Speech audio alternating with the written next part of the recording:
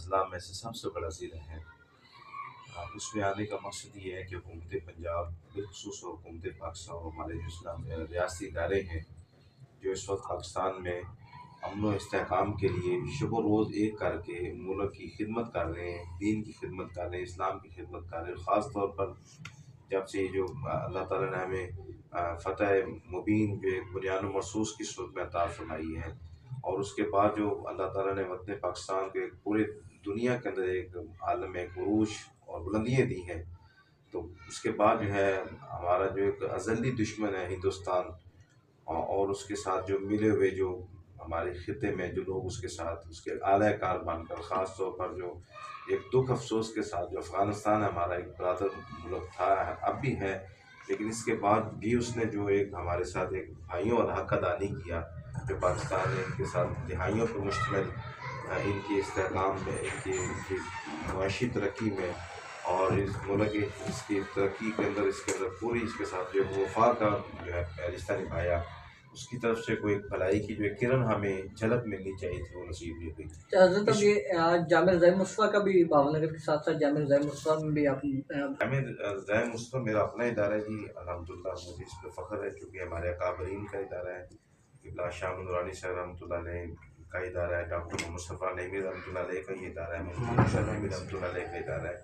اور ان کے ملک میں خاص طور پر اس خطے میں جو اس ادارے کی خدمات ہیں،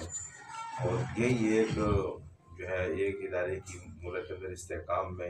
امن و امان میں اور دین اسلام کی خدمت میں کردار پیش کرنا چاہیے۔ میں سمجھتا ہوں کہ جامع رضاء مصطفیٰ ایک اچھا کردار پیش کر رہے ہیں، کیونکہ جہاں تو میری صاحبزادگان کے ساتھ ملاقات، اس سے ہٹ کر جو عام پاکستان بھاون نگر کے جو عام شہری ہیں ان سے جب کو بات چیت ہوتی ہے اداروں کے حوالے سے، تو میں نے ایک اچھی جو ہے آواز سنی ہے ان سے کہ یہ دین اسلام کے ایک اچھی خدمت کر رہے ہیں، اور یہی ایک اداروں کا اصل مشن ہے، جس مشن کو اہل سنت و جماعت کے جو ادارے ہیں جن کو ہمارے قابلین نے لے کر چلے ہیں، اور اسی میں ہی ہماری بھلائی ہے۔ جب کوئی ایسے حالات پیدا کیے جاتے ہیں، کچھ ایسے لوگ جن کے جسموں میں جن کے فکر میں شدت آ جاتی ہے، اس سے نہ صرف ایک چند افراد کا نقصان ہوتا ہے بلکہ اداروں کا نقصان ہوتا ہے، اور دین اسلام کی خدمت کرنے والے ان حالات کو دیکھ کر کے دلوں کے اندر ان کی بے چینی کی کیفیت آتی ہے۔ تو اس موقع پر جو ہے ہم سب کو جو ہے ایک اچھا کردار پیش کرنا ہے، اپنے ملک کو، اپنے وطن کو، وطن کی تمام رہنے والے افراد کے لیے اچھا ہمارا ایک عملی کردار ہونا چاہیے۔ خاص طور پر جو ہے پاکستان اس وقت پوری دنیا کے اندر ان کی آنکھوں میں ایک چبک کی طرح ایک وطن جو ہے وہ اپنی جو ہے اپنا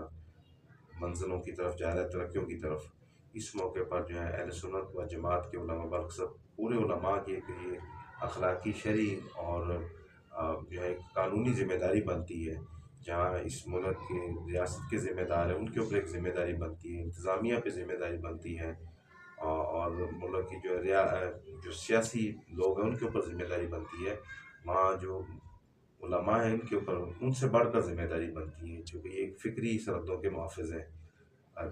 جو ہے ایک معروضی صرف سرحدوں کے محافظ نہیں ہے بلکہ فکر ایک سوچ جو ہے اس کی سرحدوں کے حفاظت ہے۔ خاص طور پر ہماری جو نئی نسل میں اس وقت جو ایک بے راروی کی طرف تیزی سے چل رہی ہے، ایک نشہ جو عام ہوا سکولوں میں، کالجوں میں، گلیوں میں، گھروں میں،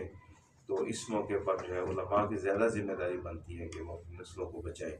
کیونکہ یہ جو ہماری نسلیں یہی ہمارا مستقبل ہے، یہی ہمارا پاکستان ہے، اور یہی ہمارے خواب ہیں۔ اللہ تعالیٰ اس وطن کو تا قیامت شاد و آباد رکھے۔